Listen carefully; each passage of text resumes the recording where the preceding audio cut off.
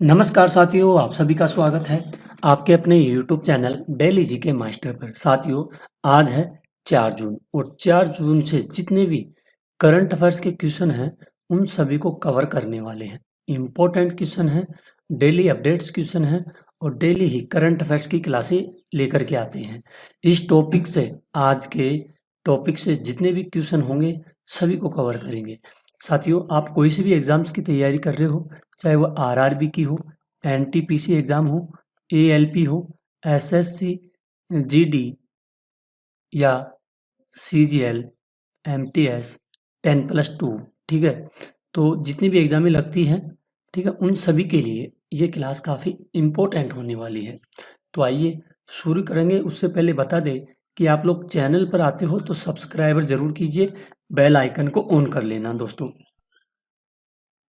क्योंकि important current affairs है और टेलीग्राम का लिंक डिस्क्रिप्शन में होगा, ज्वाइन कर लेना। पीडीएफ फाइल प्लस वीडियो मिल जाएगा। आइए शुरू करते हैं बिना किसी देरी से पहले क्वेश्चन से। पहला क्वेश्चन है, हाल ही में भारत सरकार द्वारा किस मौसम पूर्वानुमान प्रणाली का शुभारंभ किया गया है? तो भारत सरकार के द्वारा एक मौसम का पूर्वानुमान प्रणाली है, इसका शुभारंभ किया गया है और ये किया गया है भारत पूर्वानुमान प्रणाली यानी बीएफएस के द्वारा किया गया है। इसका दोस्तों बी राइट आंसर होगा। सरकार ने बीएफएस लॉन्च किया जो मौसम की सटीक जानकारी और आपदा पूर्वानुमान में मदद करेगा ये, ठीक है, ध्यान में रखना। दोस्तों, क्वेश्चन को इंग्लिश में व हिंदी में भी आप देख सकते हो, ठीक है। आइए नेक्स्ट क्वेश्चन की ओर बढ़ते हैं। अगला क्वेश्चन है, भारतीय रिजर्व बैंक ने वित्त वर्ष 2024-25 के लिए कितना अधिशेष हस्तांतरण को मंजूरी दी है?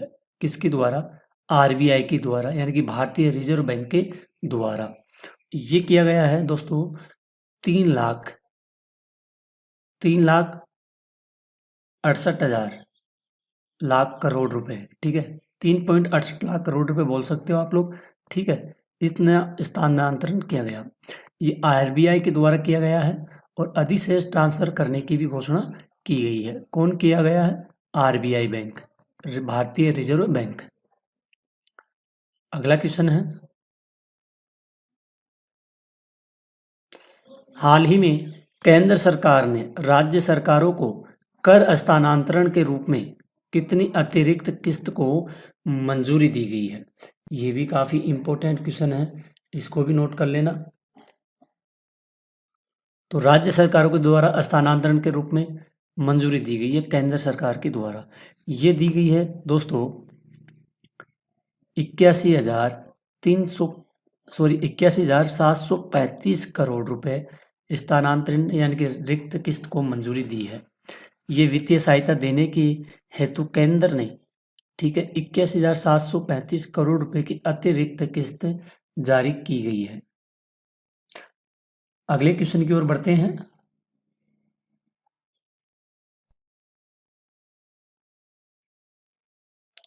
हाल ही में आयुष मंत्री द्वारा किए गए आयुष सुरक्षा पोर्टल का मुख्य उद्देश्य क्या है? तो इसका मुख्य उद्देश्य है साथियों, आयुष प्रणालियों को भ्रामक विज्ञापनों से सुरक्षित रखना है। ये आयुष पोर्टल, ये आयुष पोर्टल सुरक्षा पोर्टल है।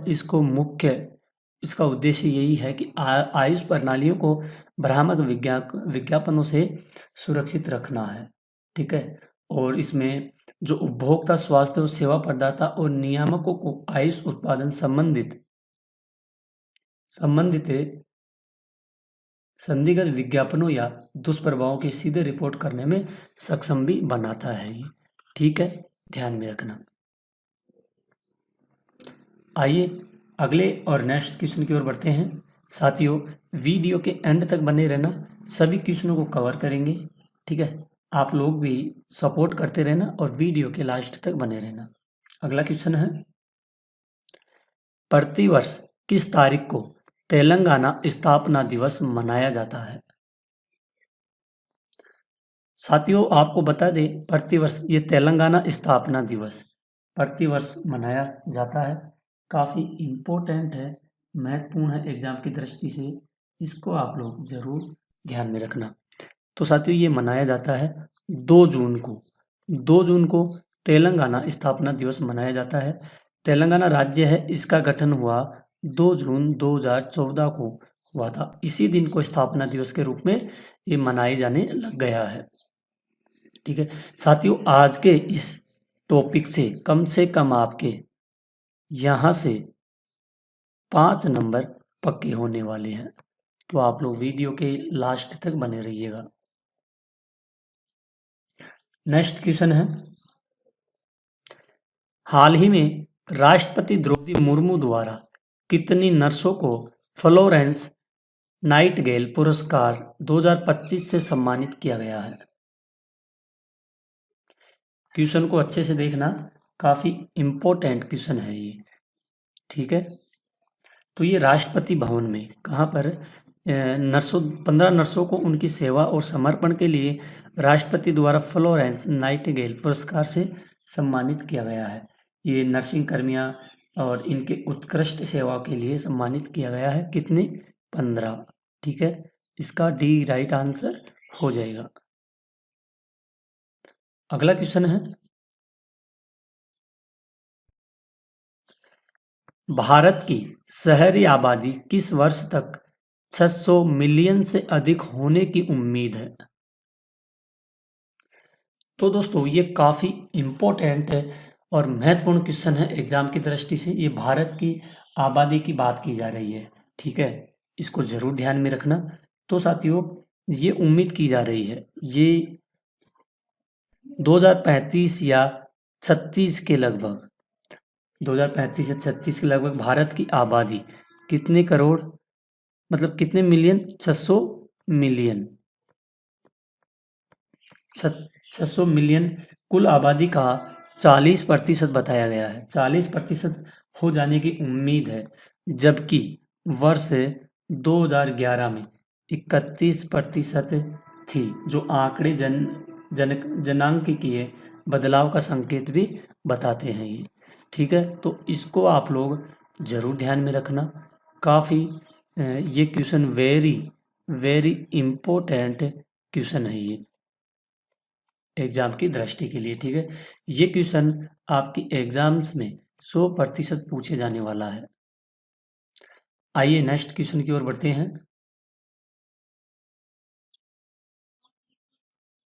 अगला क्वेश्चन है, विश्व तंबाकू निषेध दिवस 2025 थी, इसकी थीम क्या थी?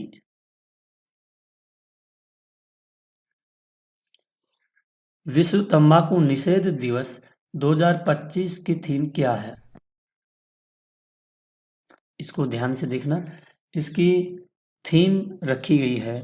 ठीक है, तो काफ़ी इम्पोर्टेंट क्वेश्चन हो गई।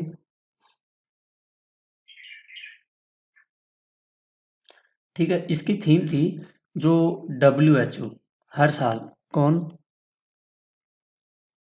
WHO हर साल विश्व तंबाकू दिवस एक थीम निर्धारित करता है, और अब की बार 2025 की इसमें थीम दी गई थी साथियों, उज्जवल उत्पाद काले इरादे।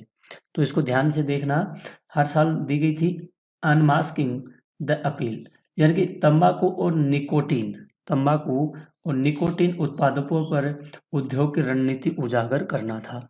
ठीक है, तो इसको जरूर ध्यान में रखना। आइए अगले नेक्स्ट क्वेश्चन की ओर बढ़ते हैं। हाल ही में किसे ओडी इंडिया का नया ब्रांड एम्बेसडर नियुक्त किया गया है? साथियों ये काफ़ी इम्पोर्टेंट क्वेश्चन है, इसको आप लोग जरूर ध्यान में रखना, वेरी इम्पोर्टेंट है। तो ये क्वेश्चन काफ़ी लाजवाब है, इसका होगा नीरज चोपड़ा। ओडी इंडिया का नया ब्रांड एम्बेसडर नीरज चोपड़ा को नियुक्त किया गया है। ये नवीन ब्रांड रणनीति का प्रतीक है। ठीक है, नीरज चोपड़ा। ठीक है, और साथियों ये स्वर्ण पदक भी विजेता है। ठीक है, और यह उस प्रतिबद्धता को दर्शाता है जिसमें कंपनी आधुनिक भारत के प्रतीकों के साथ जुड़ना चाहती हैं। ध्यान में रखना, काफ़ी इम्पोर्टेंट क्वेश्चन है। ये क्वेश्चन 100% एग्जाम में पूछे जाने वाला है। ठीक है, तो नोट करते चलना और वीडियो के एंड तक बने रहना। दोस्तों मैं आपको बता दूं, इस क्लास को आपके जितने भी बहन भाई है, रिश्तेदार है, दोस्त है, कोई भी है, उनके पास क्लास को शेयर करना, ताकि वो भी डेली करंट अफेयर्स की क्लास ले सके और एक अपने जीवन लक्ष्य को पूरा कर सके। अगला क्वेश्चन है, हाल ही में किस तारीख को विश्व पाचन स्वास्थ्य दिवस मनाया गया है? तो साथियों, विश्व पाचन स्वास्थ्य दिवस हर साल मनाया जाता है। कब? 29 मई को मनाया जाता है ये। ठीक है, इसको ध्यान में रखना, इम्पोर्टेंट क्वेश्चन है, इसलिए मतलब बहुत दिन हो, आज 4 तारीख हो चुकी है, 29 तारीख का क्वेश्चन है, लेकिन इम्पोर्टेंट क्वेश्चन है ये, कई बार एग्जामों में पूछा गया क्वेश्चन है। मनाया जाता है इसे साथियों 2004 में, किसे?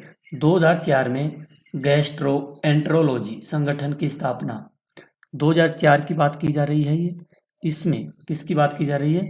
2004 की गैस्ट्रो एंट्रोलॉजी, ठीक है, संगठन की, किसकी? संगठन की स्थापना, इसकी स्थापना की गई कौन सी? 45वीं वर्षगांठ के अवसर पर इसको लॉन्च किया गया था। तो इसको जरूर ध्यान में रखना, इम्पोर्टेंट है।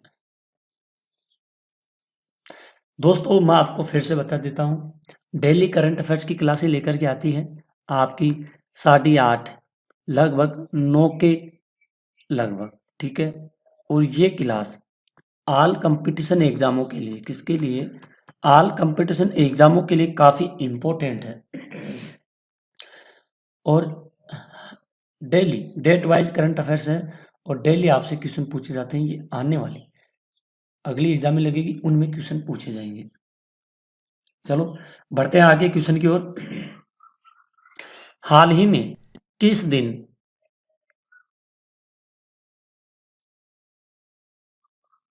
देश ने अंतर्राष्ट्रीय पर्यटकों की संख्या 10 लाख के पार कर ली है? तो किस देश की अंतर्राष्ट्रीय पर्यटकों की संख्या 10 लाख के पार हो चुकी है? ये हुई है साथियों श्रीलंका की। कहाँ की?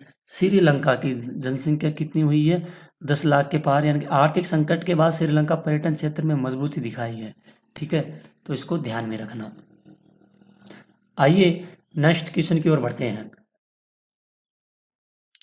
हाल ही में प्रधानमंत्री नरेंद्र मोदी ने कहाँ जयप्रकाश नारायण अंतर्राष्ट्रीय हवाई अड्डे के नए टर्मिनल भवन का उद्घाटन किया है?